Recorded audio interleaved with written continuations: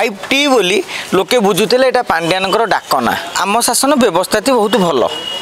सरकार किंतु अनेक योजना करती जनता को भल पाई किंतु आरंभ रे ताहा भलरे चले किंतु परवर्ती समय आप देखिथिबे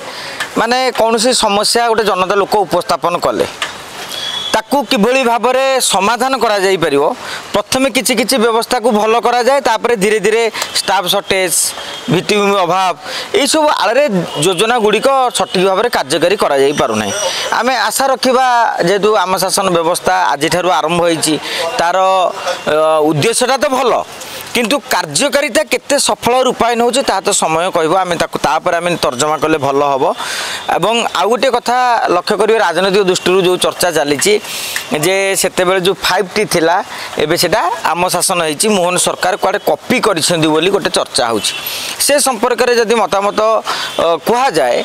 तेबे मोर मत होची जे 5T व्यवस्थाटा को केही भी खराब बोली कहि परिबेनी 5T रो जो लक्ष्य थिला उद्देश्य थिला ता बहुत भल किंतु से 5T व्यवस्था भितरे गोटे लोक उपरे फोकस करा जाइथिला 5T को कहीं गोटे व्यवस्था बोली ग्रहण करूनथिले 5T बोली लोके बुझुथिले एटा पांड्यानकर डाकना तेणु सेटा गोटे समस्या रही परवर्ती समय आप देखिए 5T ना किभली भाव में सचिव मुख्य सचिव ऊपर 5T बड़ थे मंत्री ऊपर भी 5T बड़ थे तेणु ए आम शासन और 5T भितर बहुत फरक यहाँ क्या बड़ बोली नुहे सीधा सड़क मुख्यमंत्री मंत्री प्रशासनिक अधिकारी को साधारण लोक मैंने प्रश्न पचारि पारे चाट बोर्ड देती वेबसाइट कर टोल फ्री नंबर देती आप अंचल निज समस्या दर्शाइवाई कहुई मोटामोटी भाव में व्यवस्थाटी भल किंतु कार्यकारिणी जदि नहब नाटा भल थे कौन हम काली काली लोके प्रकृति में आम शासन बोली जो दिन कहे ताले जानवे जे आम शासन उद्देश्य साधित होईची तेणु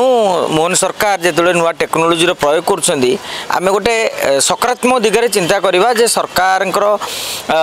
समस्या समाधान पाई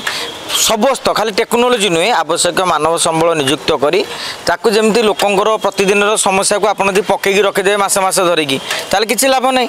माने आजिर समस्या आसला 7 दिन भितर गोटे निर्देश दिया समाधान हो ताले लोकंर गोटे भल पाइबा सरकार ऊपर बढ़ी पार मुख्यमंत्री जो कहते मुझे लोकंर मुख्यमंत्री ए आम शासन व्यवस्था को ठीक रे कार्यकारी कले ताले जाइसी लोकंर मुख्यमंत्री हो पारे